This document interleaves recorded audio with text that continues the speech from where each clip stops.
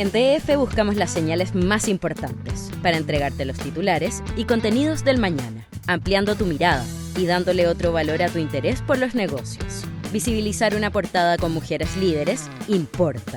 Crear un lugar para las noticias del medio ambiente importa, porque el impacto de las energías renovables importa. Estar informado y ser parte de un medio especialista es importante para estar al día con lo que pasa en el mundo. Diario Financiero. Las señales importan. ¿Quién necesita el mundo? El mundo necesita un cambio, necesita tu compromiso. El mundo necesita empresas que hagan la diferencia. En BCI financiamos proyectos sostenibles para tu empresa. Hagamos juntos la diferencia. BCI Wholesale and Investment Banking.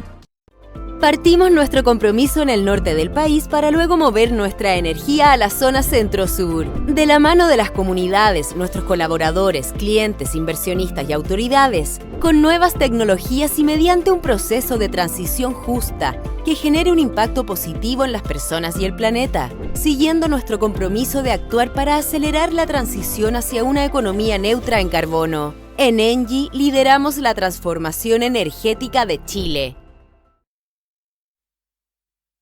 Muy buenas tardes, bienvenidos al último encuentro de esta cumbre denominada Descifrando las claves de la transición energética. Yo soy Paula Vargas, subdirectora de Diario Financiero, y esta tarde los voy a acompañar en este último panel de conversación llamado Transición y los nuevos desafíos en el sector eléctrico, en donde justamente profundizaremos algunos de los temas con un panel de expertos. Vamos a conversar sobre los nuevos escenarios para el sector, sus proyecciones y los desafíos de cara a las cero emisiones. Para quienes nos están viendo a través de la transmisión en directo a través de df.cl, los invitamos también a dejar sus comentarios y tal vez preguntas en nuestras redes sociales utilizando el hashtag CumbreEnergiaDF. Bueno, para continuar con esta conversación y también agradecerles durante toda esta transmisión, durante toda esta jornada, que hemos tenido una audiencia muy interesante y también con paneles también de gran nivel. Bueno, ahora les voy a presentar el último de ellos. Vamos a tener 4 personalidades acá, partiendo por Valentina Durán, se las presento, ella es abogada y directora ejecutiva del Servicio de Evaluación Ambiental, que tiene interesantísimos desafíos hacia futuro. Y Analía Rojas, directora ejecutiva de la Asociación Chilena de Energías Renovables y Almacenamiento, ACERAG, también una gran trayectoria en materia privada particularmente y pública, como ella fue jefa de gabinete de la Comisión Nacional de Energía y jefa de gabinete del Ministerio de Defensa Nacional. Gran escuela. Así parece también. Y bueno, ella también por el mundo público, por el mundo privado ha tenido una destacada trayectoria, gerente general del Grupo Enjoll Chile, también estuvo en Gamesa Corporación Tecnológica y también en el Grupo Saesa. Desde 2018 ella formó su propia consultora y especialista en temas de mercado eléctrico y transición energética, se llama Enerconex. Muchísimas gracias, Analía, y bienvenida a este panel. También con nosotros Ernesto Huber, representante del Coordinador Eléctrico Nacional. Él posee también más de 30 años de experiencia en el sector, desempeñándose en empresas de generación y transmisión. Es ingeniero civil electricista, ingresó en 1999 al Centro de Despacho Económico de Carga del Sistema Interconectado Central. Hace tiempo que no escuchaba ese nombre. A partir de 2017 se desempeñó como gerente de operación del Coordinador Eléctrico y hasta el año pasado cuando asumió con la dirección ejecutiva. Bienvenido, Ernesto, nuevamente. Muchas gracias, Paula. Y Claudio Sivak, presidente de Generadores de Chile. Desde su labor de la industria energética ha liderado el acuerdo y la agenda de descarbonización del sector eléctrico, y recientemente además fue elegido como miembro del directorio de World Energy Council en representación de América Latina y el Caribe. Se ha desempeñado también en los ámbitos de la gestión pública y modernización del Estado, educación, vivienda, pobreza, infraestructura y energía. También una amplia trayectoria. Muchísimas gracias por participar de este encuentro. Y bueno, vamos a partir con una pregunta un poquito más general acerca del momento actual de la industria. Un poco hablando acerca del diagnóstico de nuestro sistema eléctrico y cómo lo están viviendo desde sus diferentes veredas, en el fondo. Voy a partir por ti, Analía, pensando un poco más desde la coyuntura que vive el sector que lideras, digamos, a través de la asociación gremial. y tiene que ver un poco con estas medidas. Ustedes han insistido en algunas medidas de corto y largo alcance frente a la autoridad para resolver una situación bastante compleja en la que se encuentran hoy día algunas de las empresas asociadas. La pregunta es si eso es suficiente, si va a ser suficiente para llegar en forma sostenible hacia 2030, y un poco por qué se ha llegado a este punto, y cuán sostenible es que se mantenga sin cambio de aquí, digamos, hacia a un plazo determinado, en el fondo. No sé cuáles son los cálculos que ustedes están haciendo de la sostenibilidad un poco de sus industrias en particular, a la que representa. Analía. Gracias, Paula, gracias, DF, por esta invitación. Indudablemente son tiempos un poco más revueltos a los que estábamos acostumbrados. A propósito de la primera etapa de las renovables, que diría yo fue una etapa, aparte de muy épica, de tener en el fondo muy buenos resultados en términos de cifras. Fíjate que si nosotros analizamos las cifras de penetración renovable que tenemos hoy día, no podríamos estar descontentos. Al contrario, tenemos un 33% de participación a nivel de matriz eléctrica de energías renovables no convencionales. Si a eso le sumamos un 20% de aporte que hace la hidroelectricidad convencional de gran escala con embalse, llegamos a un 53% de la matriz, ¿cierto?, de generación eléctrica. Hay momentos en el día, horas específicas, en donde la penetración de energías renovables no convencionales llega al más del 70%. Y entonces, claro, uno ve estas cifras y uno diría, tenemos un muy buen nivel de performance, ¿cierto?, y de comportamiento de energías renovables que, por supuesto, nos tiene que dejar muy orgullosos. Sin embargo, hay algunas señales que hoy día preocupan a la industria renovable no convencional y que tiene que ver con la sostenibilidad financiera de estas mismas empresas que vinieron a romper el paradigma seguramente de concentración y de pocos actores que hubo tradicionalmente en el sector eléctrico, en el desarrollo además de la generación. Estas empresas hoy día están con algunas señales de preocupación de esta sostenibilidad financiera. Se deben a diversas causas muy asociadas evidentemente a la mayor velocidad de instalación de unidades de generación renovables no convencionales en ciertas zonas, además, donde la presencia del recurso, por supuesto, abunda, y en contrapartida a esta realidad, que en el fondo también es una muy buena noticia. Sin embargo, retrasos y problemas de expansión de la transmisión, no a la velocidad que requiere esa oferta, y también algunos temas de criterios de operación, en el fondo, en el sistema eléctrico, que le impiden otorgarle un grado de flexibilidad que en el fondo requieren hoy día los sistemas más modernos para la mayor penetración renovable y para poder balancear adecuadamente la convivencia entre renovables y unidades de generación eléctrica térmicas. Hay un punto muy importante aquí, Paula, que yo creo que la audiencia además tiene que tener claro a propósito de las perspectivas, ¿no? Estamos parados en este momento que es bastante crítico, pero fíjate que no es algo que lo diga Cera, lo dice el mismo Coordinador Eléctrico Nacional, a propósito de las perspectivas que vienen respecto de instalación de más renovables, especialmente en dos zonas críticas, en el norte, ¿cierto?, y en el sur del país. Fíjate que para el año 2024 se prevé la entrada de 1.900 megas de energía renovable entre solar y eólica, 9.100 solar, 2.800 eólica. Si consideras tú que tienes una línea de transferencia de capacidad máxima de 2.500 megas y una demanda máxima de 3.500 megas en el norte, incluso con una operación de mínimos técnicos térmicos de entre 600 a 800 megas, al final vas a tener un recorte para el próximo año de 6,5 gigas o 6.500 megas de energía renovable no convencional. Eso es una cifra que nos preocupa y evidentemente tenemos que buscar soluciones para poder disminuir entonces ese recorte en el fondo que se prevé del punto de vista de las grandes cifras, de los big numbers. Vamos a la zona sur. En la zona sur se van a instalar también 3.900 megas solar, esto el próximo año, eólica 2.100 megas, una demanda máxima, ¿cierto?, de 6.500, mínimos técnicos de 1.200 megas, una generación hidro de 1.300, más evidentemente la demanda, ¿cierto?, que viene desde el norte, esos 2.500 megas que yo mencionaba a propósito de las transferencias, ¿cierto?, que se generan entre estas dos zonas del país.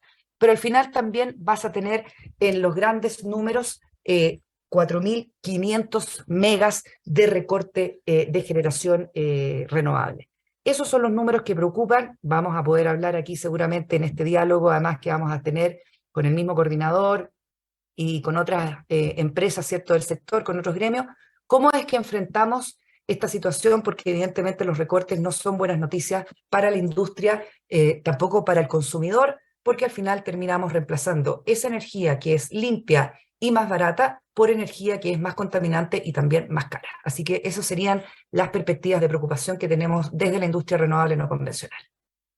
Pero ya Analía dejó planteada un poco la interrogante y seguir contigo, Ernesto, tal vez de la complejidad que también tiene, me imagino yo, el coordinador en la operación del sistema y particularmente con la incorporación de más energía renovable variable.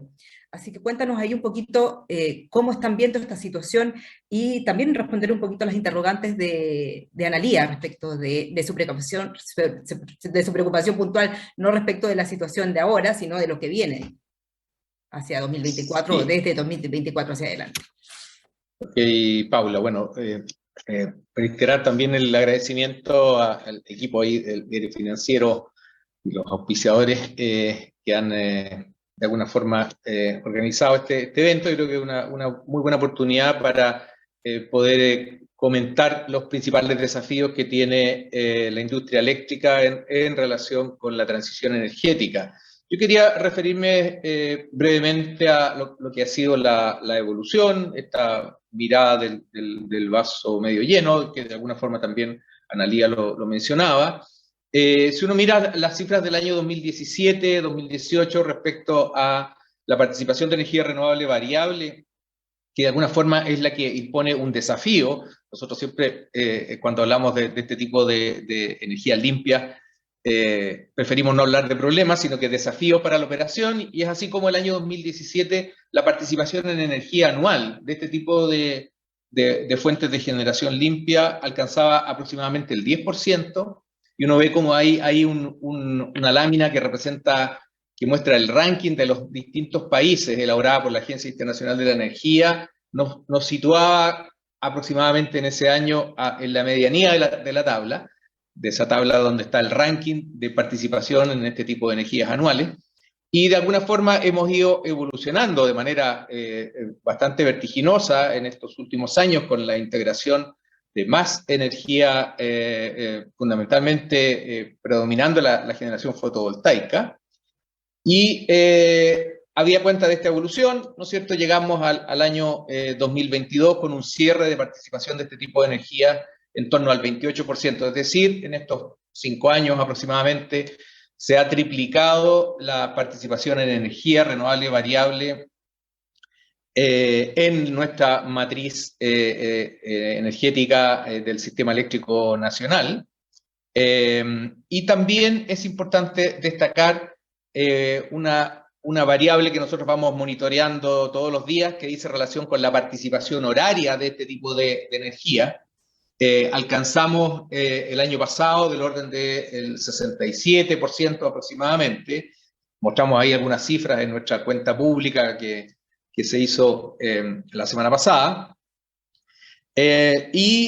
Aparte de esta participación horaria, podemos decir que en lo que va corrido de este año ya la participación de este tipo de energía ha superado el 30% en valores acumulados, y si uno agrega las energías, lo que llamamos energías renovables no convencionales, que de alguna forma todas estas energías uno ve de acuerdo al desarrollo ya son prácticamente energías convencionales, pero si agregamos la biomasa, la mini hidro, bueno, sin duda que las cifras se empinan sobre el 35%. Y la participación horaria incluso ha llegado a valores sobre el 70%. Entonces, de alguna forma, el mensaje es que la incorporación de este tipo de energía en la matriz de generación de nuestro sistema, aun cuando hay, por supuesto, restricciones de transmisión, como las que comentaba Analía, bueno, los números que tenemos finalmente nos muestran que el sistema eléctrico nacional está dentro de los top 10 en cuanto a los países que han integrado mayormente este tipo de tecnología. Ahora, por supuesto que hay desafíos, y uno de los principales desafíos que requiere la colaboración de la industria dice relación con la mejor representación, la modelación de este tipo de tecnología en los modelos que nosotros usamos hoy día para evaluar en todo instante el desempeño del sistema y la seguridad, que es una variable muy importante. La operación del sistema eléctrico debe hacerse sobre la base de 3 objetivos básicos que están en la ley que el año pasado recién cumplió 40 años, ¿no es cierto? La ley del DFL1 del año 82. Y estos principios son operación segura, operación económica y el acceso abierto a las instalaciones de transmisión. Y en el contexto de la operación segura, es muy importante respetar los criterios de seguridad que hoy día están establecidos en la normativa.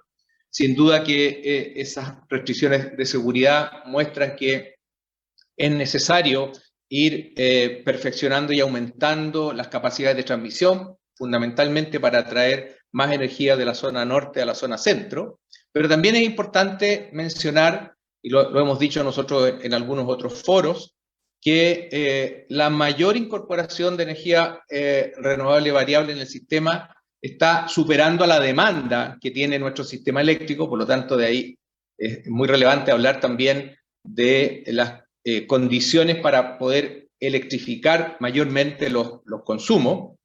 Nosotros hoy día tenemos una capacidad instalada en generación renovable, incluyendo la generación hidráulica, que está en torno a los 19.000 megawatts, un 60% de la capacidad instalada aproximadamente es generación renovable. Y sin duda que en la medida que uno analiza, por ejemplo, la situación para el próximo año, vemos que con la incorporación de mayores fuentes renovables, efectivamente, no solo capacidad de transmisión es lo que va a necesitar el sistema, sino que también capacidades de almacenamiento para mover los excedentes de generación renovable desde el horario solar al horario de la noche y con eso poder tener una matriz más eficiente. Eso es lo que puedo comentar por ahora, Paula. Muy bien, Ernesto. Yo creo que, bueno, más adelante nos referiremos a los temas de almacenamiento, que también son bien relevantes, que vienen también incorporados dentro de la agenda para este segundo tiempo de transición energética que planteó el gobierno hace unos días también. Claudio, continuemos contigo un poco. Hablamos del momento que viven las RNC hoy día, de las complejidades que tienen, particularmente para su sostenibilidad financiera. Ernesto también nos explicó un poquito acerca de lo que viene, de lo que están trabajando en materia de sistema para reordenar o redistribuir esta energía o esta capacidad que existe hoy día. Pero desde el punto de vista de generación, del gremio al que representas, también poco cuáles son qué los está ocupando hoy en día de cara a este desafío de transición energética. ¿Y cómo observan esta situación de las RNC? Muchas gracias, Paula, y muchas gracias al Diario Financiero y por el panel, además, la posibilidad de compartir. Y tal vez partir precisamente por rescatar las buenas noticias. Por primera vez, en 2022, después de 15 años, la generación renovable volvió a ser la mayoría del país. 56% de toda la electricidad producida. Y eso hizo que el sector eléctrico es el sector que más redujo emisiones de gases de efecto invernadero y por lo tanto el que más contribuye a la meta de carbono neutralidad, que además es un compromiso de Chile de la Ley Marco de Cambio Climático que se promulgó el año pasado. Nosotros como generadoras de Chile, que representamos los principales operadores de energías renovables y las demás tecnologías que hay en Chile, a través de 16 empresas, estamos desplegando una agenda potencial, y vamos a hablar de los desafíos de inversión, de más de 23.000 millones de dólares en plantas fotovoltaicas, concentración solar, eólicas, almacenamiento, que vamos a tener que hablar después, e hidrógeno verde, que es algo que nos dejó, ¿no es cierto?, un desafío planteado el panel anterior. Esta industria es la que, según el IPOM del Banco Central, lidera la recuperación de la inversión en 2023. Entonces, estamos ahí, digamos, en la gran oportunidad. Pero el sector está marcado por enormes desafíos. La pandemia y sus efectos posteriores, logística, costos. La invasión rusa de Ucrania, que aumentó los costos de combustible y todo un desafío, ¿no es cierto?, de geopolítico global. Los eventos climáticos extremos, estamos hablando de una sequía prolongada, la principal fuente de energía renovable en Chile ha sido históricamente la hidroelectricidad, pero a pesar de eso, continuamos avanzando hacia más generación renovable. El hecho es que el año pasado la generación renovable pasó de 17 gigawatts, estamos hablando ¿no es cierto?, de un total de 33 a 20 gigawatts. Se han incorporado energía solar en muy gran escala, energía eólica, pero además gracias al acuerdo del retiro del carbón, que ya, ¿no es cierto?, fue mencionado, la capacidad instalada de eso se habrá reducido como un 25%. Entonces, el futuro claramente va a ser más eléctrico, este producto que producimos como industria, en el uso de la energía, y va a ser más renovable en la generación de la electricidad. ¿Por qué va a ser más eléctrico? Porque vamos en esta década que viene, para cumplir además las metas climáticas, pero también para generar bienestar, electrificar el transporte, la climatización, los procesos industriales y, ¿no es cierto?, eventualmente producir importantes cantidades de hidrógeno. Y lo importante es que esto, y sostener este impulso, que además genera empleo y desarrollo local, contar con señales urgentes que vinculadas a mitigar, ¿no es cierto?, parte de estos efectos externos, y promover estas condiciones habilitantes que ya, ¿no es cierto?, ha mencionado Analía, ha mencionado, ¿no es cierto?, Ernesto, respecto de lo que hay que hacer hacia adelante. Pero en ese sentido, lo primero es tal vez todavía mitigar los impactos que estamos arrastrando desde la época del estallido social. Todavía tenemos impactos financieros muy relevantes en la industria, producto de la estabilización de tarifas. Hoy día veíamos la noticia, ¿no es cierto?, de empezar a recuperar el verdadero costo de la energía eléctrica, poder almacenar esta energía aprovechando la abundancia solar y eólica que tenemos, que hoy día está siendo recortada y que no podemos aprovecharla de noche o cuando no hay viento, gestionar mejor la transmisión. Y un tema que ahí seguramente Valentina nos va a iluminar es: necesitamos una modernización del Estado importante que optimice los permisos y la evaluación ambiental de nuevos proyectos, sin rebajar obviamente los estándares ambientales, a la velocidad y la urgencia del desafío que tenemos planteado. Y lo más importante probablemente es que todo esto, que es una gran noticia para Chile, para el planeta, de las energías renovables y la electricidad, también sea una buena noticia a los territorios donde se desarrollan las energías renovables. Entonces, planteado en términos de desafíos y oportunidades, sin duda, este sector el que va a liderar y está liderando, ¿no es cierto?, una transición energética amplia hacia un desarrollo más sostenible, pero claramente desafiado por efectos de corto plazo, pero sin duda con grandes oportunidades de largo plazo, y mediano y largo plazo. Muchas gracias, Claudio. Y justamente para aprovechar estas oportunidades de mediano y largo plazo que tú mencionabas, también está el tema de la autoridad ambiental, digamos, de cómo para esto se necesitan proyectos e inversiones, y quienes autorizan estos proyectos y las inversiones, justamente un ente que es central, es Valentina, es el CEA, digamos, encabezado en este caso por Valentina Durán. Valentina, en este caso, bueno, ustedes en el último tiempo han elaborado nuevas guías con la incorporación de la variable de cambio climático. Este año ya se han anunciado cambios importantes a la institucionalidad y también a cómo va a funcionar, digamos, el CEA hacia adelante, o al fortalecimiento que va a tener la institución. Y la pregunta es si estos cambios que se han hecho y se van a hacer, son compatibles un poco con la urgencia de sacar adelante estos proyectos en materia de, por ejemplo, transmisión, que necesitan, por ejemplo, las renovables, o los proyectos también de desarrollo energético para hacer la matriz más verde, en el fondo.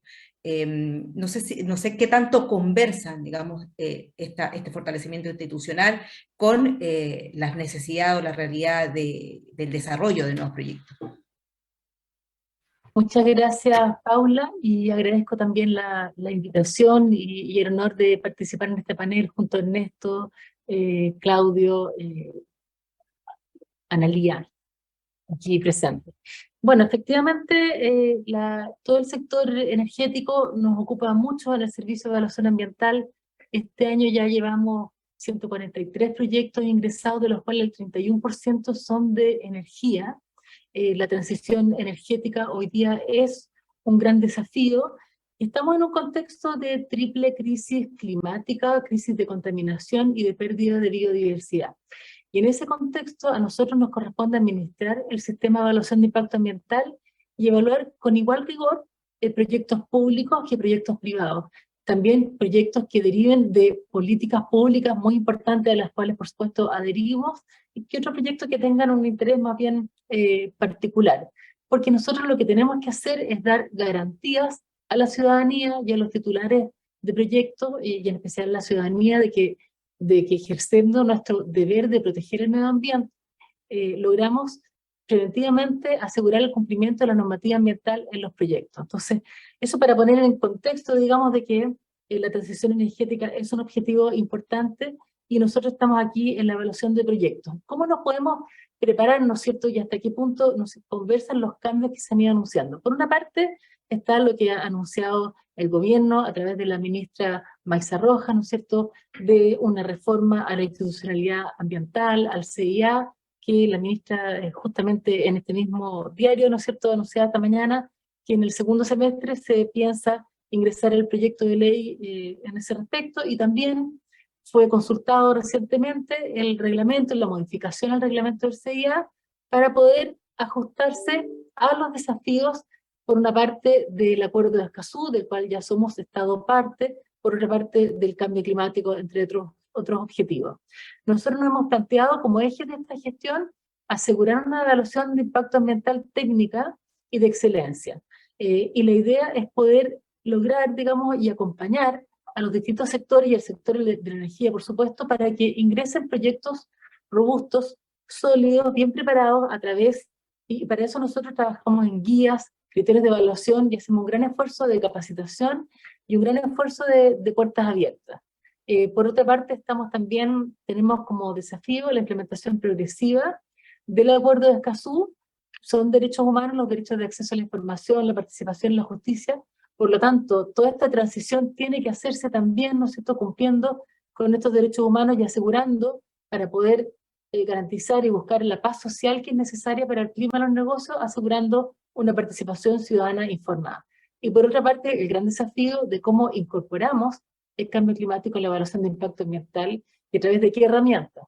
Entonces, esos son como estos los grandes desafíos, y el cómo nosotros trabajamos en ese desafío tiene que ver, por una parte, con un diálogo con todos los sectores, con la ciudadanía, en los territorios donde corresponde, y ese diálogo lo hacemos reuniéndonos con los gremios, lo hacemos con muchas reuniones de lobby en que recibimos a muchas personas, y anticipándonos, y por supuesto ejerciendo este deber de coordinación que tenemos con el sector público. Entonces, en ese marco, Paula, que nosotros buscamos anticiparnos. Sabemos que se vienen, ¿no es cierto?, enormes proyectos de hidrógeno verde. Sabemos que se viene este gran proyecto de transmisión, ¿no es cierto?, Quimalo Aguirre. Entonces no podemos ignorar, ¿no es cierto?, estamos en ese contexto. Así que, por ejemplo, hemos conformado un equipo de trabajo para enfrentar Quimalo Aguirre. Estamos priorizando también, en relación con las guías y documentos que estamos trabajando, para dar certeza técnica y jurídica a todos los actores. Lo que nosotros queremos es afianzar el concepto de rectoría técnica exclusiva y excluyente. Porque ¿cuál es la queja, ¿no es cierto?, de los titulares de proyectos? Que hay exigencias, o que a veces hay exigencias distintas dependiendo de las regiones o dependiendo de los servicios. Nosotros estamos facultados para establecer cuáles son las reglas en relación con evaluación, porque estamos facultados legalmente. Y por eso que trabajamos con bastante ímpetu y con cierto sentido de urgencia en establecer estas guías y criterios de evaluación, para que, conforme a este criterio de rectoría técnica, sean estos y no otros los criterios de evaluación conocidos por todos, porque a lo que aspiramos es a ser predecibles, que sabemos que es algo importante, por supuesto, en el mundo del desarrollo de proyectos y también para las comunidades. Entonces, por ejemplo, estamos trabajando, hemos sacado, como mencionaba Paula, la guía metodológica de cambio climático. También sacamos la guía para la descripción de proyectos de plantas desalinizadoras en el CIA, que se relaciona, por supuesto, con ustedes. Sacamos la guía de los criterios técnicos para las campañas de terreno, de fauna terrestre y validación de datos. Y también estamos trabajando en otro tipo de documentos, mirando el contexto y el escenario en que nos desarrollamos, y avanzando también en la transparencia de contar cuáles son esos documentos en los que estamos trabajando. Así que estamos tratando de ser lo más predecibles posible, y después habrá mayor tiempo quizás para ahondar en algunos de estos documentos y de trabajo y guías en los que estamos hoy día trabajando. Bueno, justamente son los temas, las certezas, digamos, es lo que más reclaman los desarrolladores, así que probablemente mientras más predecibles sean, mejor para ver cuán viable es o no un proyecto. Es la idea. Así que muchas gracias, Valentina, por tu aclaración. Analía y Claudio, cuéntanos un poquito acerca de cómo ustedes ven o reciben esta agenda que manifestó el gobierno la semana pasada respecto de lo que viene en materia de, o este denominado segundo tiempo de transición energética, donde enumeró al menos alguna serie de medidas el gobierno que tienen que ver con el almacenamiento. También esbozó o mencionó un cambio en el tema de la tarificación, en fin, y hay varios puntos más que tienen que ver un poco también con la coyuntura de las renovables hoy en día. Analía, un poco cuál es tu visión de estas medidas, de estas acciones que plantea el gobierno, si echas algo de menos o dudas respecto de alguno de estos planteamientos. Cuéntanos. Bueno, indudablemente nosotros desde Acera valoramos evidentemente que hay una agenda del gobierno, primero que reconozca que estamos enfrentando una crisis, y esa crisis además que afecte a las energías renovables, que son las energías que se supone tenemos que sumar a la matriz y no restar, ¿ya? Así que creemos que es súper buena señal, en el fondo, tener esta mirada ordenada de medidas que van entonces a seguramente hacer un esfuerzo sobre las propuestas, ¿cierto?, que tenemos que trabajar. También igual quiero decir algo, yo creo que hay que reconocer que es muy difícil poder tratar de implementar cambios en este mercado. Hay una resistencia histórica, ¿no? Y yo recuerdo a propósito de los primeros años de las renovables, la resistencia natural que tenían algunos agentes de incorporar este tipo de energías. Hoy día también hay resistencias naturales, evidentemente, de algunos agentes que prefieren en el fondo mantener el statu quo, y eso es natural, es entendido. Esto ocurre además en todos los mercados, esto no es una discusión solamente que se circunscribe a nuestra realidad. A nosotros también, por supuesto, nos gustaría, evidentemente, siempre dedicarnos a la mirada de largo plazo, no estar siempre pegados en la coyuntura, pero de revisar esta agenda, pareciera ser que las medidas que están propuestas están muy enfocadas en el mediano y largo plazo, porque si bien son medidas de ejecución o de implementación inmediata, como por ejemplo la eliminación de las compensaciones tipo B, ¿no?, del impuesto verde, eso, sin embargo, sus efectos son más bien no de cortísimo plazo. O sea, de aquí a fin de año, la verdad es que hay pocas cosas que pueden restituir, ¿cierto?, o balancear mejor la posición de las empresas que están más complejizadas. También es cierto que hoy día hay muchas empresas que se encuentran con esta situación financiera delicada que mencionábamos, y por lo tanto, por eso creemos que faltan algunas comprensiones de esta crisis en el sector. Y más que comprensión, fíjate que lo que yo pienso es que falta el consenso de sus causas, y a partir del hecho de tener un solo consenso de causas podemos seguramente buscar medidas en donde estemos todos alineados, todos los agentes, básicamente Ministerio, Coordinador Eléctrico, Comisión Nacional de Energía, los mismos agentes, y el más importante de los agentes, que es el consumidor final, ya sea en grandes consumos o en los consumos finales como nosotros, ¿cierto?, los clientes regulados. Entonces, ahí hay un tema muy importante que yo creo que tenemos que seguir trabajando a propósito del diagnóstico que tenemos que hacer, que sea común, ¿no? Nosotros pensamos que, a ver, el propósito esencial de esto no es avanzar en la transición energética, también velar por la competitividad del sector, y por lo tanto todas aquellas medidas en el fondo que vayan en ese sentido son bienvenidas. Hay muchas que están en esta agenda, pero básicamente tenemos que enfocarnos en algunas otras cosas que son de más cortísimo plazo. Mencionaría, y creo que Claudio ahí va a coincidir conmigo, pues ya lo hemos conversado, que hay tres grandes áreas donde tenemos que trabajar en el súper corto plazo. Uno, en la mayor aceleración, ¿cierto?, de medidas y de señales para el almacenamiento, y el almacenamiento eléctrico, y también otros tipos de almacenamiento que son asociados, ¿cierto?, a ciertas tecnologías de generación. También, evidentemente, otorgar más flexibilidad a la operación del sistema, todo el capítulo de mínimos técnicos que anunció el mismo ministerio, que va en el fondo a apuntar a un ajuste o a un mayor espacio a propósito del volumen, ¿cierto?, que resta muchas veces la operación de mínimos técnicos, que es una medida de seguridad que está muy bien que se tenga a propósito de la mantención de la estabilidad y la continuidad del servicio, pero que también tiene que adosarse, y nosotros pensamos desde Acera en igual importancia, a la eficiencia económica de la operación del sistema. Entonces ese sería el segundo punto. Y el tercer punto, que tiene también que ver con básicamente cómo se opera, ¿cierto?, el sistema eléctrico, la mayor cabida a esto que denominamos, las personas especialistas denominan los automatismos o las formas, ¿cierto?, de inclusión de mecanismos, ¿no?, y de equipos que permitan una mejor distribución y transferencias en los sistemas eléctricos, y sobre todo cuando hay subsistemas eléctricos, ¿cierto?, para optimizar las transferencias, sobre todo cuando hay energía renovable que se puede usar, que es producida en un punto, pero que se puede usar en otro punto. Entonces, capítulo de automatismos también muy importantes. ¿Todo eso para qué? Para solucionar el problema de corto plazo. Cortísimo plazo significa hoy día vertimientos, costos marginales cero o precios cero, ¿no?, a propósito de la alta penetración renovable que se está teniendo y adosado al modelo marginalista que tenemos, y los desacoples, que yo creo que es el punto más crítico que tenemos hoy día en el sistema eléctrico. Entonces, eso diría yo que es el punto focal a propósito de una agenda que ya está presentada, ¿cierto? Nosotros vamos a apoyar esa agenda porque todas esas medidas ayudan, pero también haciendo el punto de que probablemente hay algunos otros espacios para incluir medidas de cortísimo plazo, tanto en aplicación como en efectos. Analía, clarísima tu exposición y el llamado, digamos, que haces para que se aborden estas otras tres temáticas que para ustedes son cruciales. Claudio, ¿cómo complementas tú esta mirada y un poco respecto de puntos en común, como el tema del almacenamiento y estos otros planteamientos que hacía Analía respecto de la industria?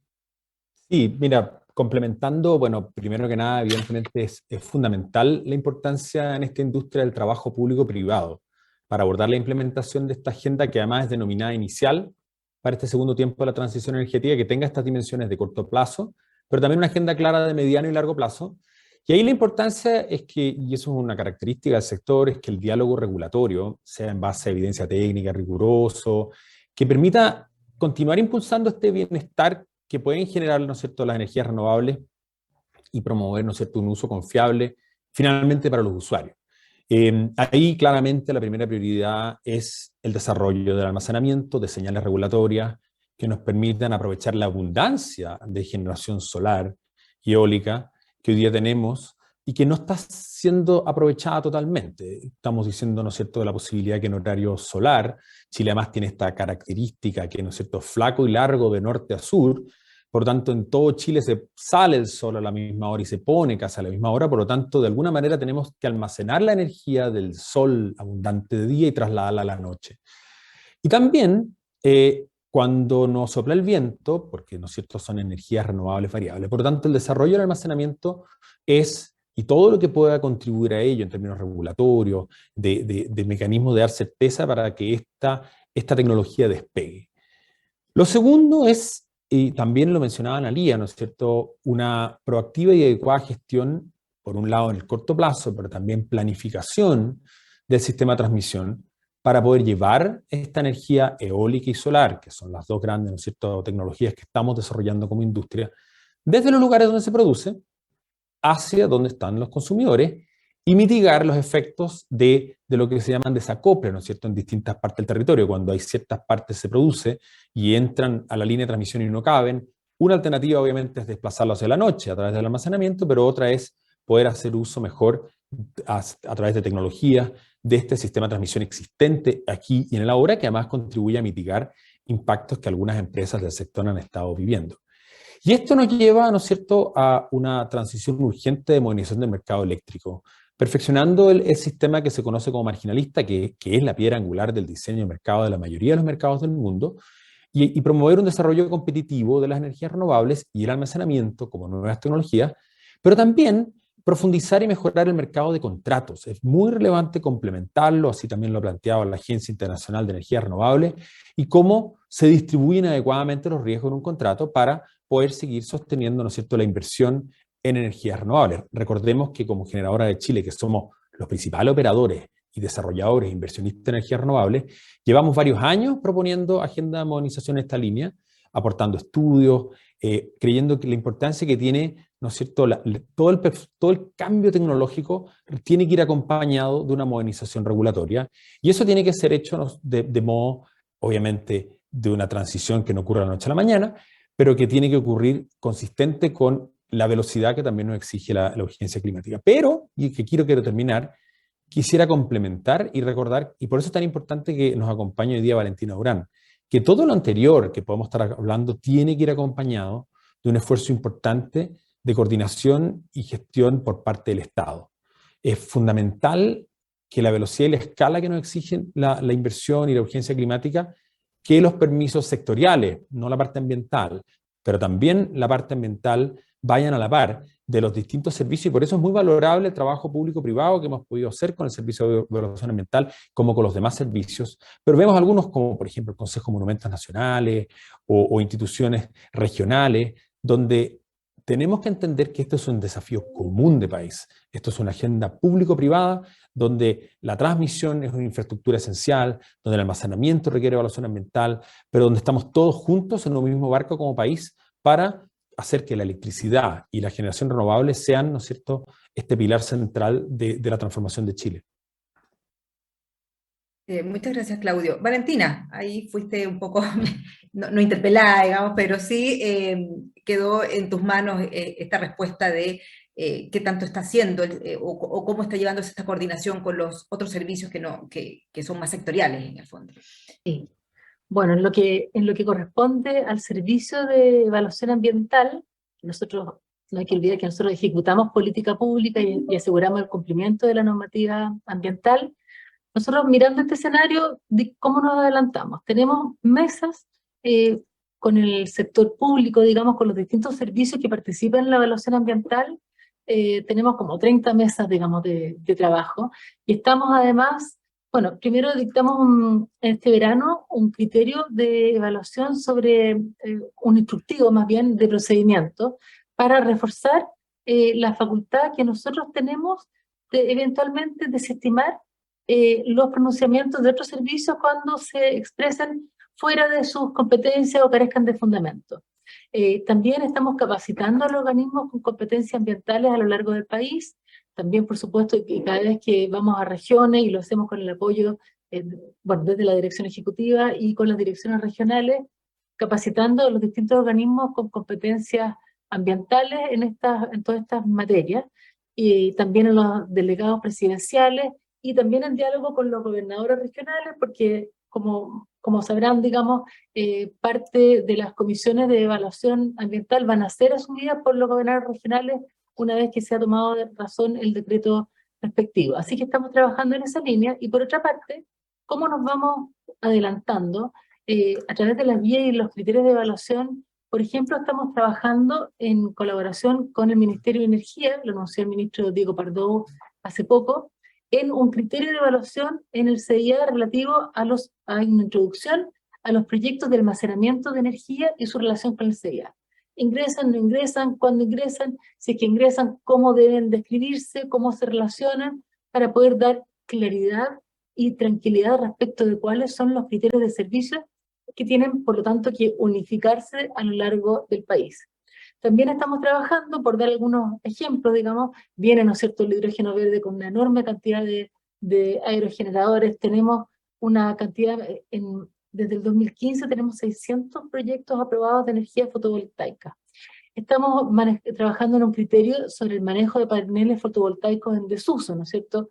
Todavía no tenemos, no se experimenta, ¿no es cierto?, masivamente el desuso, que los paneles se convierten en residuos, ¿no es cierto?, con todas las oportunidades de valorización. Sabemos que tenemos una ley REP que nos dice que todo residuo potencialmente valorizable debe ser valorizado.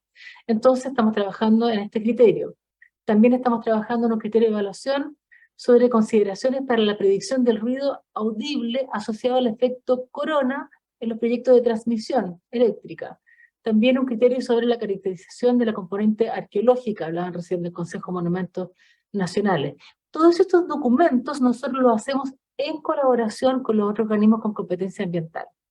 Les pedimos, ¿no es cierto?, que ellos participen, les recogemos y luego se aplican y se capacita y ejercemos esta rectoría técnica. También estamos trabajando en estándares para participación ciudadana en el CIA, para participación anticipada, para criterios de evaluación y planes de acción respecto de la golondrina de mar, que sabemos que es una preocupación, ¿no es cierto?, de estas golondrinas. Así que esa es la forma como tenemos nosotros como servicio de trabajar de manera coordinada con el resto de la administración del Estado y en un diálogo permanente, tanto con la sociedad civil, con la ciudadanía, como con los gremios, las empresas y los distintos sectores. Esa es la forma como estamos trabajando, lo saben ustedes bien quienes han participado, ¿no es cierto?, en reuniones, las puertas están sumamente abiertas, porque es la idea, nosotros no queremos dar sorpresas, el 93% de los proyectos son aprobados y lo que queremos es que ingresen proyectos robustos, sólidos, bien construidos, y para eso siempre van a estar las puertas abiertas para poder apoyar, porque lo que es claro, y todos sabemos, que las exigencias ambientales van a seguir aumentando por efecto de los compromisos que tenemos como país en materias ambientales, por el efecto de no regresión que tiene la normativa ambiental, así que pensar que las exigencias van a disminuir sería totalmente ingenuo. Así que en ese contexto nos sentimos con la obligación de acompañar tanto a este sector como a otros para que los proyectos se construyan en una colaboración pública y privada de la mejor manera posible, que es lo que la ciudadanía también espera. Y también, Valentina, me imagino yo, todos estos lineamientos tienen que ver con disminuir los ámbitos de discrecionalidad, digamos. Así que... Exactamente. De eso se trata, en el fondo, cuando hablo de esta rectoría técnica exclusiva y excluyente, cuando hablo de este último instructivo de procedimiento, trata justamente de eso, de reducir los ámbitos de discrecionalidad para ser confiables y predecibles. Exactamente. Bueno, esperemos que eso realmente se concrete y que haya certeza, digamos, para los proyectos y también para las comunidades, porque aquí no es solamente hablar de los desarrolladores, sino también que las comunidades que están cada vez más conscientes, digamos, de su entorno y tengan esa certeza de que van a ser lo más mínimamente impactadas. Yo voy a hacer un par de preguntas que llegaron dentro de las personas que mandaron previa a estos paneles, digamos, mandaron a través de unos formularios, y esto tiene que ver con, las preguntas en realidad se reducen a cómo acortar los plazos de licitación, particularmente en el caso de la puesta en marcha para líneas de transmisión, y cómo incentivar la inversión en líneas de transmisión por sobregeneración. Ahí no sé quién me puede, o quién, a lo mejor Ernesto, Valentina, un poco orientarnos respecto de estas preguntas en particular que tienen que ver con los plazos de licitación y con los planes también, y cómo incentivar la inversión en este ámbito. Ernesto. Bien, Paula. A ver, bueno, sin duda que la construcción el desarrollo de infraestructura es muy relevante para el desafío de la transición energética. Sabemos que los proyectos de energía renovable, fundamentalmente los parques fotovoltaicos, se desarrollan mucho más rápido que las líneas de transmisión, y es por eso que el Ministerio ha anunciado, ¿no es cierto?, una revisión el capítulo de desarrollo de la transmisión en la ley eléctrica, ¿no es cierto?, la 20.936 de julio del año 2016, y sin duda que se requiere de alguna forma una revisión de ese proceso, porque la transición energética sin duda que requiere el desarrollo de mucha infraestructura, no solo digamos generación renovable, ahí Claudio anunciaba los montos de inversión que están considerados para este tipo de energía limpia, sino que también el desarrollo de infraestructura de transmisión también requiere un desarrollo armónico, ¿no es cierto?, para admitir de alguna forma mayor energía renovable. Y también es importante relevar que no solo líneas de transmisión, sino que también, como ya hemos dicho, los sistemas de almacenamiento que permiten mover esta electricidad que nos está sobrando en horario solar para el horario de la noche.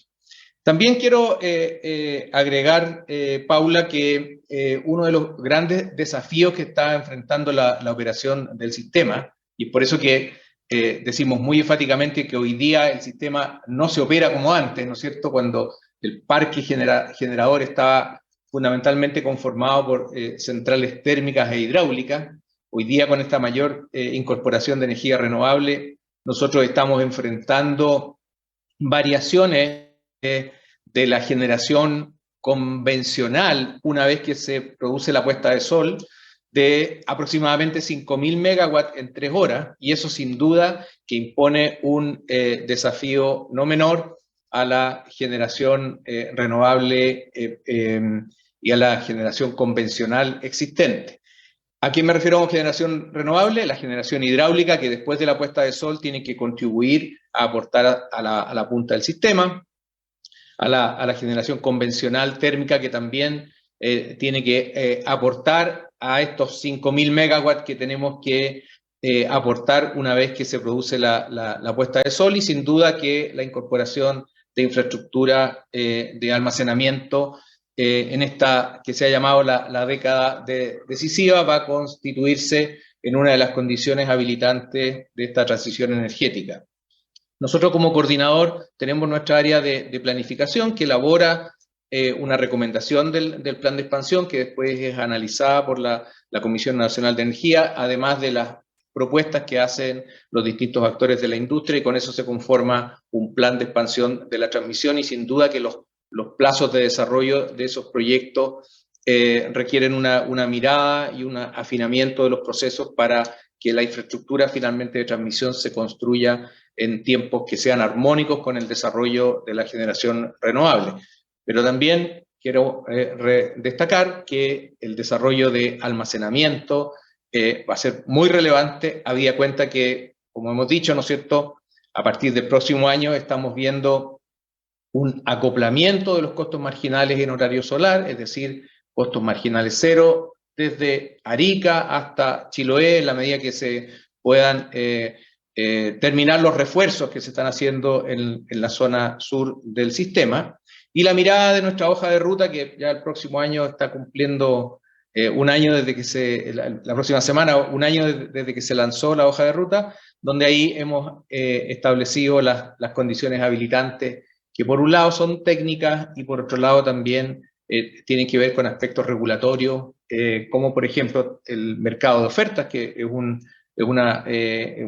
estudio que hemos lanzado recientemente en el coordinador, y esperamos tener resultados de aquí a fin de año para poder establecer de qué manera se puede hacer esa transición de manera ordenada, digamos, durante esta década decisiva.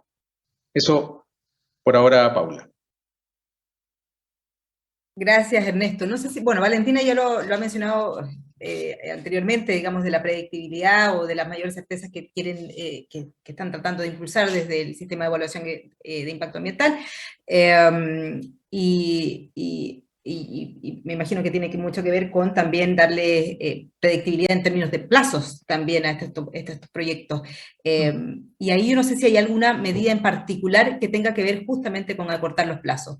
Valentina. Bueno, hay plazos legales y es importante decir, porque hay personas que no saben esto, el Servicio de Evaluación Ambiental cumple siempre con los plazos legales establecidos en la normativa. En el caso de las declaraciones de impacto ambiental, el plazo es de 60 días legales ampliables a 90. El promedio que tarda el Servicio de Evaluación Ambiental en evaluar los proyectos es de 70 días legales. Y en el caso de los estudios, el plazo es de 120, ampliables a 180, y en promedio nos demoramos 163 días, en fondo, hasta que el proyecto es calificado por las comisiones de evaluación ambiental, salvo cuando los proyectos son interregionales, en que son calificados por la dirección ejecutiva. Así que estos son plazos legales que se cumplen. ¿Qué hace que en promedio los días corridos, digamos, sean mayores a esto? Son principalmente el tiempo que demoran los proyectos en contestar a las preguntas que reciben y que son consolidadas y filtradas por el Servicio de Evaluación Ambiental en sus distintas direcciones regionales. Entonces a veces ahí necesitan más tiempo. ¿Cómo nosotros podemos contribuir a que ese tiempo sea menor? Ayudando a que los proyectos ingresen de manera robusta para que reciban la menor cantidad de preguntas posible y que esas preguntas se vayan acotando, se vayan reduciendo durante la evaluación. Eso es lo que nosotros podemos hacer en el marco legal en que nos movemos. Otra cuestión serían posibles modificaciones legales, pero ese es el marco que hoy día tenemos, digamos. Sin embargo, estamos igualmente trabajando, ¿no es cierto?, en propuestas para la segunda parte de la modificación del reglamento con miras a racionalizar, digamos, los procedimientos. Pero ese es el marco legal que hoy día tenemos y reitero, una de las formas muy importantes como se reducen los plazos es con una buena preparación de los proyectos. Y ahí estamos haciendo todos los esfuerzos en lo que a nosotros corresponde para no solo dictar guías, sino que capacitar en estas guías, orientar a los titulares sobre qué es lo que tienen que mirar y atender. Y eso es tanto en la dirección ejecutiva como en todas las regiones. Gracias, Valentina. Una última pregunta, porque ya se nos está yendo el tiempo, nos quedan apenas un par de minutos para cerrar, y justamente es preguntarles una pregunta para todos, digamos, general, es respecto de los desafíos que tienen particularmente la industria, la operación del sistema, en el caso de Ernesto, de cara al 2030 y esta meta de descarbonización que tenemos en lo inmediato, y de transición energética, que es nuestro tema de hoy, particularmente. Ernesto, cuéntanos en cuanto a lo que es la operación misma del sistema, ¿cuál es el mayor desafío de cara a estos años que vienen? Sí, bien. A ver, la transición energética es irreversible. El plan de retiro, de reconversión de centrales a carbón que se ha anunciado nos muestra que de aquí al 2025, 2026 se habrá retirado del orden del 65% de la potencia instalada que teníamos el año 2018. Y sin duda que la mirada que mencionaba en esta hoja de ruta para la transición energética que está cumpliendo, nosotros la lanzamos el año pasado, justamente los primeros días de junio, está cumpliendo un año, ¿no es cierto? Ahí establecimos de alguna forma las condiciones habilitantes para el desarrollo de la transición energética. Dentro de las condiciones habilitantes, sin duda, que hay condiciones tecnológicas, ¿no es cierto?, que tienen que ver con almacenamiento, la línea HVDC, que la hemos llamado la línea habilitante de la descarbonización en nuestro sistema, es muy relevante. La incorporación, y ahí el desafío para el sector renovable, ¿no es cierto?, la incorporación de nuevos inversores del tipo grid forming que permitan de alguna forma aportar atributos de red para la seguridad del sistema, van a ser muy relevantes en esta, como he dicho, década decisiva. Y hay que tener presente que, así como la transición energética es irreversible, la colaboración de los agentes de la industria, público-privado, ¿no es cierto?, también van a ser muy relevantes en este proceso de transición energética.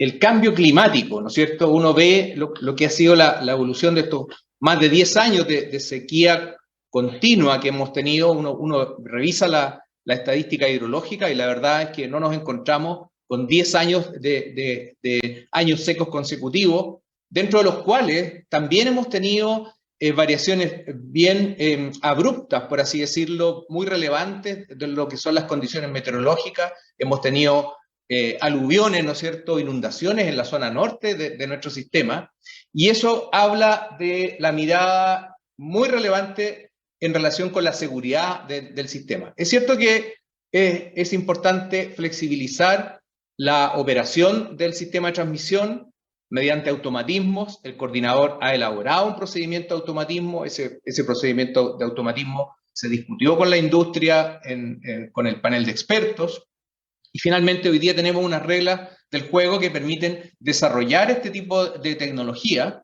Hay automatismos que se han puesto en servicio en la zona norte, otros que se están estudiando en la zona centro-sur de nuestro sistema eléctrico nacional, pero la mirada de la seguridad, de la resiliencia del sistema en este escenario de cambio climático, de retiro o reconversión de centrales a carbón, va a ser muy relevante. Hemos lanzado recientemente, de acuerdo a lo que hemos anunciado en nuestra hoja de ruta, una licitación de condensadores sincrónicos, que son elementos, dispositivos que permiten fortalecer la estabilidad y la red, particularmente en la zona norte de nuestro sistema, y de esa forma vamos avanzando hacia una operación segura del sistema con el retiro de centrales a carbón, ¿ya? Los temas relevantes, ¿no es cierto?, son la colaboración y la transición energética irreversible con el retiro de centrales convencionales en esta década decisiva. Eso es lo que te puedo comentar, Paula. Y con esa cantidad de tecnología que no entendí tantos nombres, pero esperemos que efectivamente tengan ese fin, digamos, y que tengamos esta seguridad en el sistema, que también es muy necesaria. Claudio, continuamos contigo y también respondiendo a la pregunta que nos dejó el panel anterior, por favor, respecto de lo que significa esto para el desarrollo del hidrógeno verde también. Sí, bueno, tal vez recogiendo que Chile tiene una posición privilegiada en materia de la transición energética, así lo escuchábamos en el panel anterior, escuchando por ejemplo a Gonzalo Muñoz. Hemos sido capaces de atraer inversión y talento global, hemos innovar en tecnologías como el almacenamiento o ahora la necesaria transmisión, y desarrollar una industria de generación eléctrica renovable muy competitiva y con una visión de largo plazo. Si a esto le sumamos que además poseemos los principales insumos para un futuro más eléctrico y renovable, como son el cobre, por todos los cables, ¿no es cierto?, y necesarios para la electrificación, o el litio para el almacenamiento, y además esta enorme abundancia de energía solar en Atacama, o los vientos del Pacífico, que no sé quién le puso Pacífico porque trae mucho viento, o Magallanes para la producción del energético basado en energías renovables, que no podemos olvidar que este hidrógeno verde, del que se hablaba en el panel anterior, su esencia más fundamental es que está basado en energético que produce nuestra industria. Si logramos hacer que todo ese potencial sea la gran noticia para el planeta, mitigando, ¿no es cierto?, los gases de efecto invernadero y evitando y buscando mitigar la crisis climática, o tener ciudades más limpias con la electromovilidad, o la climatización, cero emisiones. Si hacemos todo eso, pero especialmente hacemos que para las comunidades y los territorios donde se produce la energía, sea esto una buena noticia, sin duda creo que vamos a seguir siendo este país líder de la transición energética, que tiene este componente de segura, tiene que ser asequible y sustentable, y además a la velocidad y a la urgencia que se nos está exigiendo. Y ese es el esfuerzo que estamos abocados como industria. Gracias, Claudio. Analía. Oye, a ver, como para ir cerrando, ¿no? Y me gustaría dejar algunos mensajes porque creo que es importante hacer esta integración de conceptos y hablar también en un lenguaje que sea más entendible para toda la audiencia, no solamente las técnicas o aquellas que en el fondo están habitualmente relacionados con este tema.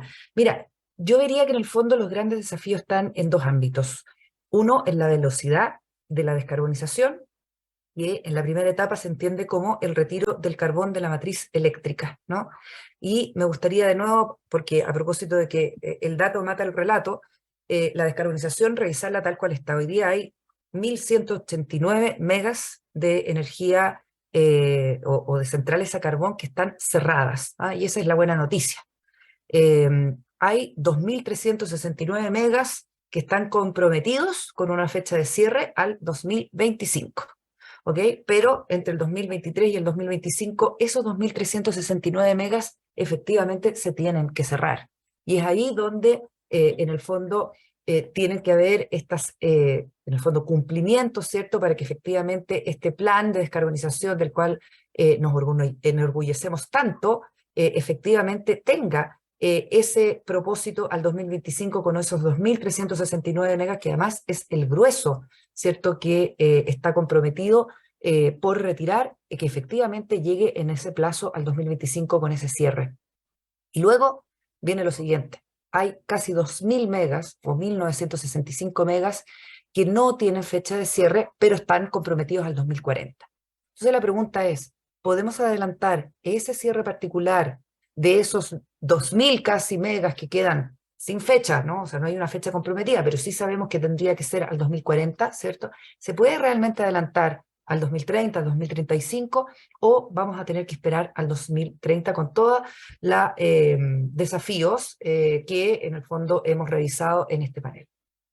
El otro gran punto que creo que yo también, que al final de esto tenemos que hablar, porque es el gran elefante, ¿cierto?, en la habitación, es el efecto, ¿cierto?, en las tarifas finales de los clientes consumidores de electricidad, ¿no? Si pretendemos electrificar consumos, evidentemente eso tiene que ir acompañado con señales también tarifarias o señales de precios que en el fondo hagan atractivo, ¿cierto?, la electrificación.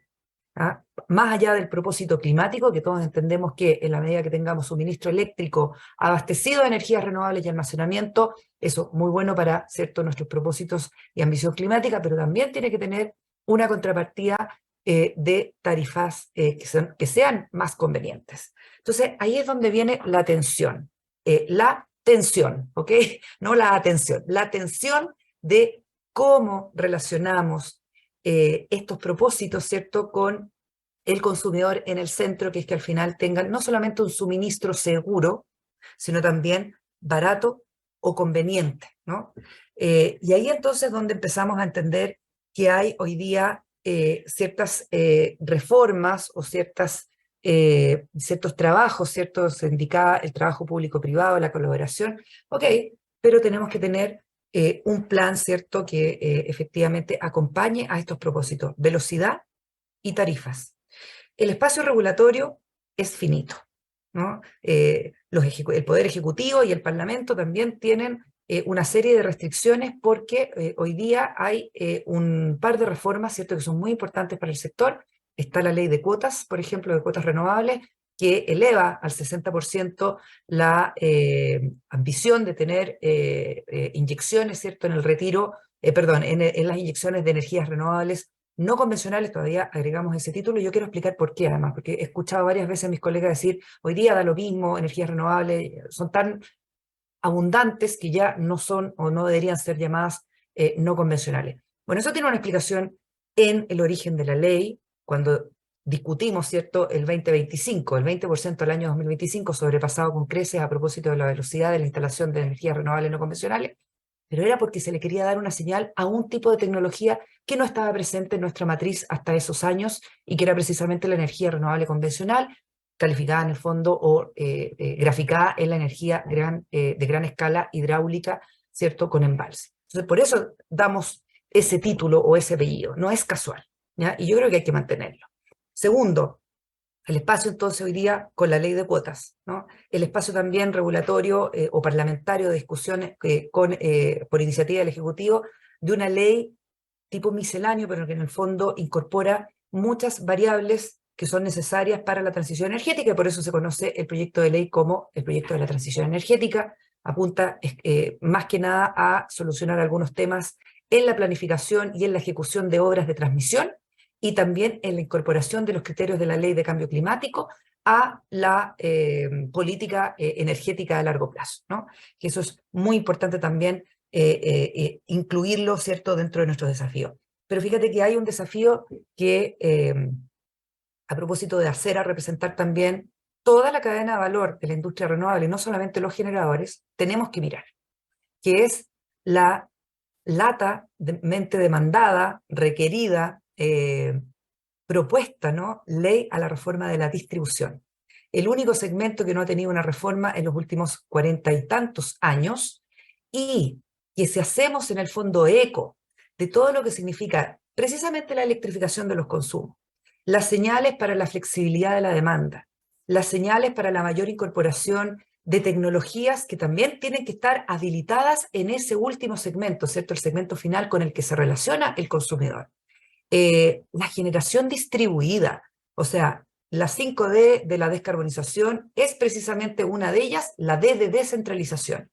Si eso no lo abordamos, va a ser muy difícil en el fondo cumplir con esos dos puntos que mencionaba al principio, velocidad y también conveniencia tarifaria. Por eso son momentos, creo yo, muy desafiantes, porque tenemos que conjugar todas estas discusiones que tampoco es fácil hacerlo cuando hay, como les decía yo, agentes que están más complejizados o más desafiados, más estresados a propósito de no poder sostener su condición financiera, ¿ya? Creo que ese es un gran paquete, ¿no? En donde tenemos que poner esfuerzos que evidentemente con la receta ya consabida, y lo hemos dicho varias veces aquí, mesa público-privada, diálogo sectorial, visión conjunta, no solamente del corto plazo, sino del largo. Todo eso son elementos que ya lo sabemos, ¿ah? Yo creo que eso está más que dicho, pero esas son las realidades que yo creo que habría que ponerle foco en los próximos meses. Con esa energía, Analía, de todas maneras vas a ser escuchada en distintos ámbitos. Valentina, para cerrar, me imagino yo que tiene que ver con este cierre de crear una institucionalidad para los próximos años, justamente. Cuéntanos ahí un poco cómo ves el fortalecimiento de la institución y la autoridad ambiental de cara ya también a 2030 y los desafíos que tenemos como país en materia de transición energética. Sí. Bueno, en relación con la evaluación de impacto ambiental, me gusta siempre repetir lo que ha señalado el presidente Boric, que la evaluación de impacto ambiental, así como la protección del medio ambiente, no deben ser vistas como un obstáculo o como una barrera al desarrollo o como un lomo de toro, sino que por el contrario como una condición del desarrollo sostenible que todos requerimos y necesitamos. Y a eso apuntan lo que hoy día, esta mañana, les he expuesto y cómo nosotros estamos trabajando en el marco, digamos, de la legalidad en fortalecer e implementar el acuerdo de Escazú, que establece condiciones para la paz social, en desarrollar una evaluación de impacto ambiental técnica de excelencia, incorporando también el cambio climático. Por supuesto que no somos ajenos a la discusión, fuera de que nosotros somos servicio, pero no somos ajenos a la discusión y estamos ahí colaborando con el Ministerio del Medio Ambiente para poder, ya sería ahora, hay varios diagnósticos desde la Comisión Presidencial en el segundo gobierno de la presidenta Bachelet, y que ya se han establecido varios diagnósticos acerca de cómo podríamos modernizar la evaluación de impacto ambiental y esta institucionalidad. Y por mi parte, digamos, nuestra convicción es que eso va de la mano de una evaluación, de asegurar una evaluación de impacto ambiental que sea técnica. Y por otra parte, hay desafíos que van más allá de la institucionalidad ambiental, que tienen que ver con la necesidad de profundizar la normativa y profundizar las decisiones que tienen que tomarse en un ámbito transparente de política pública. Decisiones de ordenamiento territorial, de normas que quizás todavía nos faltan, y de esa manera también ir quitándole presión al sistema de evaluación ambiental. Lo que señalaban recién respecto de las expectativas de los consumidores finales, fuimos recientemente a Magallanes, donde nos reunimos con las distintas autoridades y dimos una gran expectativa, pero también preocupación, ¿no es cierto?, por esta llegada del hidrógeno verde que va a cambiar el paisaje. Entonces, ahí hay preguntas y reflexiones muy interesantes desde la política pública que se deben abordar sin duda en colaboración con el sector público y el sector privado. Y por supuesto tenemos la mejor disposición para seguir dialogando. Muchísimas gracias, Valentina, por tu intervención. Gracias a ti, gracias a Analía, Ernesto, Claudio, por su tiempo. La verdad que siempre nos agradece, digamos, estar con gente que pueda explicar estos temas tan técnicos y bajarlos a un lenguaje un poco más común, así que les agradezco muchísimo por estar presente en esta última sesión respecto de esta temática que hemos abordado de los desafíos de la transición energética en el sector eléctrico. Los desafíos son múltiples, tenemos una gran oportunidad, eso nos queda como conclusión, tenemos desafíos en infraestructura, en tecnología, en operación del sistema y por supuesto regulatorios, hay mucho que están dando ya. Hay mucho entusiasmo también de parte de los mandantes y de los desarrolladores, y por supuesto también hay escollos que hay que sortear en lo inmediato. Así que muchísimas gracias a todos, nos vamos a ver en una próxima oportunidad, también agradeciendo a nombre de Diario Financiero a todos los que participaron de este encuentro, que nos estuvieron viendo durante todas estas horas, estas largas jornadas de conversación, a nombre de DF Live, de Diario Financiero, BCI y Engie, agradezco nuevamente a todos por su participación. Hasta una próxima oportunidad. Hasta luego. Gracias, Paula. Gracias. Chao, chao. Gracias. Bien, cuídense. Chao, chao. En DF buscamos las señales más importantes para entregarte los titulares y contenidos del mañana, ampliando tu mirada y dándole otro valor a tu interés por los negocios. Visibilizar una portada con mujeres líderes importa. Crear un lugar para las noticias del medio ambiente importa. Porque el impacto de las energías renovables importa. Estar informado y ser parte de un medio especialista es importante para estar al día con lo que pasa en el mundo. Diario Financiero. Las señales importan. ¿Quién necesita el mundo? El mundo necesita un cambio, necesita tu compromiso. El mundo necesita empresas que hagan la diferencia. En BCI financiamos proyectos sostenibles para tu empresa. Hagamos juntos la diferencia. BCI Wholesale and Investment Banking. Partimos nuestro compromiso en el norte del país para luego mover nuestra energía a la zona centro-sur. De la mano de las comunidades, nuestros colaboradores, clientes, inversionistas y autoridades, con nuevas tecnologías y mediante un proceso de transición justa que genere un impacto positivo en las personas y el planeta, siguiendo nuestro compromiso de actuar para acelerar la transición hacia una economía neutra en carbono. En ENGIE lideramos la transformación energética de Chile.